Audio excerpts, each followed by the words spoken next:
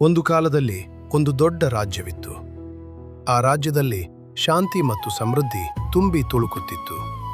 ಆ ರಾಜ್ಯದಲ್ಲಿ ಚಿಕ್ಕ ವಯಸ್ಸಿನ ರಾಜಕುಮಾರಿ ದೀಕ್ಷಾ ವಾಸಿಸುತ್ತಿದ್ದಳು.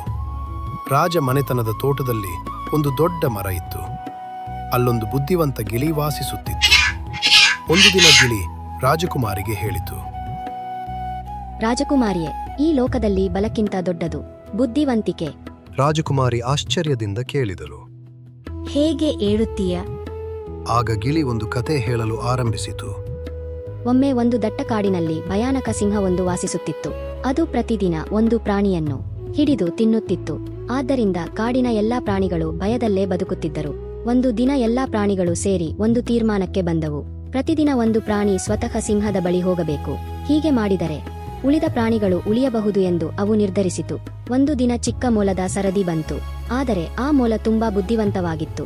ಅದು ಸಿಂಹವನ್ನು ಸೋಲಿಸಲು ಒಂದು ಯುಕ್ತಿ ಯೋಚಿಸಿತು. ಮೊಲ ಸಿಂಹದ ಬಳಿ ತಡವಾಗಿ ಹೋಗಿ ಹೇಳಿತು, ರಾಜನೇ, ಇನ್ನೊಂದು ಸಿಂಹ ನನ್ನನ್ನು ಹಿಡಿದುಕೊಂಡಿತ್ತು.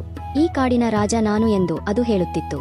ಇದನ್ನು ಕೇಳಿದ ಸಿಂಹ ಕೋಪದಿಂದ ಉರಿದು ಬಿಟ್ಟಿತು ಎಂದು ಗರ್ಜಿಸಿತು. ಆಗ ಮೊಲು, ರಾಜನೇ, ಅದು ಇಲ್ಲಿಂದ ದೂರ ಇಲ್ಲ, ನನ್ನ ಜೊತೆಗೆ ಬನ್ನಿ, ನಾನು ನಿಮಗೆ ತೋರಿಸುತ್ತೇನೆ. ಕೋಪಗೊಂಡ ಸಿಂಹ ಮೊಲದ ಹಿಂದೆ ಹಿಂದೆ ನಡೆಯಲು ಶುರುಮಾಡಿತು. ಮೊಲ ಸಿಂಹವನ್ನು ಬಾವಿಯ ಬಳಿ ಕರೆದುಕೊಂಡು ಹೋಯಿತು. ಸಿಂಹ ಬಾವಿಯೊಳಗೆ ನೋಡಿದಾಗ ತನ್ನ ಪ್ರತಿಬಿಂಬವನ್ನು ನೋಡಿ ಅದನ್ನೇ ಇನ್ನೊಂದು ಸಿಂಹ ಎಂದು ಭಾವಿಸಿತು. ಕೋಪದಲ್ಲಿ ಅದು ಬಾವಿಗೆ ಜಿಗಿಯಿತು. ಚಿಕ್ಕ ಮೊಲ ತನ್ನ ಬುದ್ಧಿವಂತಿಕೆಯಿಂದ ಎಲ್ಲರನ್ನೂ ರಕ್ಷಿಸಿತು.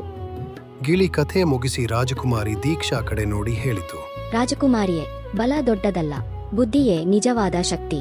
ರಾಜಕುಮಾರಿ ದೀಕ್ಷಾ ನಗುತ್ತಾ ಹೇಳಿದಳು, ಇಂದಿನಿಂದ ನಾನು ಬಲಶಾಲಿಯಾಗುವುದಕ್ಕಿಂತ ಬುದ್ಧಿವಂತಳಾಗುತ್ತೇನೆ. ಇಷ್ಟ ಆಯಿತಾ? ಲೈಕ್ ಮಾಡಿ, ನಿಮ್ಮ ಜನರ ಜೊತೆ ಶೇರ್ ಮಾಡಿ.